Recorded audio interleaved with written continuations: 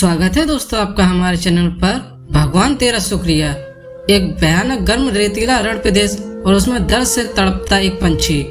तेज गर्मी के कारण इस पंछी के पर जल चुके थे। ना वह उड़ पा रहा था, ना अपने शिकार कर पा रहा था। दर्द में कुछ भी बड़बड़ा रहा था। चाह रहा था कि जल्द से जल्द इस अवस्था से मुक्ति मिल जाए।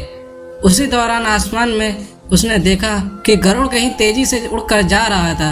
उसे पता था कि वह जरूर भगवान विष्णु का वाहन है और वह उसके सवालों का जवाब पाने में मदद कर सकते हैं। उसने उड़ते हुए गरुड़ को तेज आवाज लगाई और अपने पास बुलाया। चमत्कारी गरुड़ इतनी ऊंचाई पर होते हुए भी धरती की हर एक छोटी से छोटी आवाज को साफ साफ सुन सकता था। इस दर्द में करहा रहे पक्षी की आवाज भी उसने सुन ली। गरुड़ उस पक्षी के पास गया और पूछा कि उसने उसे क्यों पुकारा। पंछी ने पूछा कि वह कहाँ जा रहे हैं। गरुड़ ने बताया कि वह स्वर्गलोक जा रहा है, किसी काम के लिए धरती पर आया था। पंछी ने अपनी दर्दनाक परिस्थितियां बयां करते हुए कहा, मैं दिशा की भूल होने की वजह से इस गर्म रेतीले प्रदेश में आ पहुंचा और मेरी यह हालत हो चुकी है। दया करके अगर आप स्वर्गलोक से यह पता कर पाए कि मेरी हालत कैसे सुधरेगी तो बहुत मेहरबानी होगी।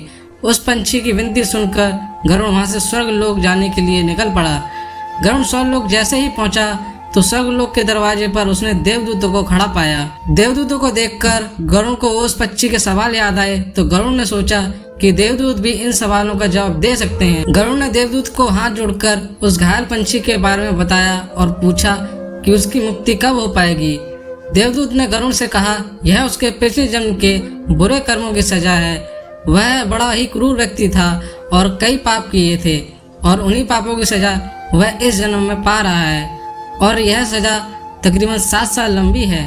देवदूत की बात सुनकर गरुड़ को उस पंछी पर और ज्यादा दया आने लगी, क्योंकि गरुड़ ने उसकी हालत देखी थी। तो गरुड़ ने देवदूत से कहा कि भगवान कोई तो रास्ता होगा कि उसको थोड़ी राहत मिल सके। गरुड़ की विनती करने पर देवदूत ने उसे कहा कि हाँ, एक मंत्र है जिसको बार बार दोहराने से उसकी हालत में सुधार हो जाएगा। वह मंत्र है, भगवान तेरा शुक्र है। यह वह अद्भुत मंत्र है जिससे बड़ी से बड़ी सजा, बड़े से बड़ा दर्द कम हो जाता है या कभी कभी खत्म भी। गरुड़ इस मंत्र को लेकर उसी पंछी के पास लौटा और उसे देवदूत से हुई सारी बात बताई और वह मंत्र भी दिया और वहां से चला गया। 7 दिनों बाद फिर से गरुड़ को किसी काम से धरती पर आना हुआ और उसी रास्ते से वह गुजर रहा था। तो गरुड़ ये देखकर अचंभित था कि पहले जो पंछी मरने की हालत में था उसके अब नए पंख निकल आए थे। वह जहाँ रह रहा था वहाँ पर नई नई झाड़ियाँ उग निकली थीं और उसके नजदीक ही एक छोटा सा तालाब बन चुका था। अपना काम खत्म करके गरुड़ जब देवलोक वापस लौटा तो उसे वही देवदूत मिले।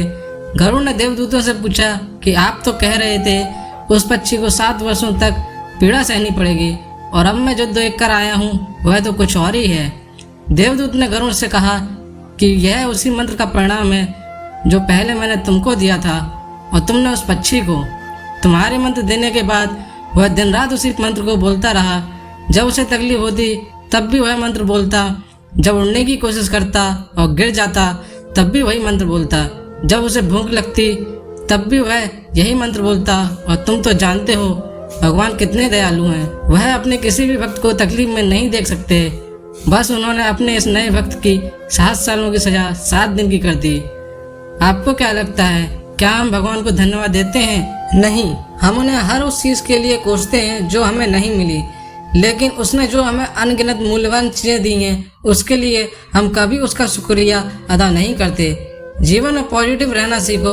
अगर तुम्हें सिर दर्द हो रहा है तो भगवान का शुक्रिया करो कि कम से कम तुम्हें बुखार नहीं आया। तुम्हारे पास छोटा घर है तो भगवान को शुक्रिया अदा करो कि कम से कम तुम्हें सड़क पर नहीं रहना पड़ रहा है।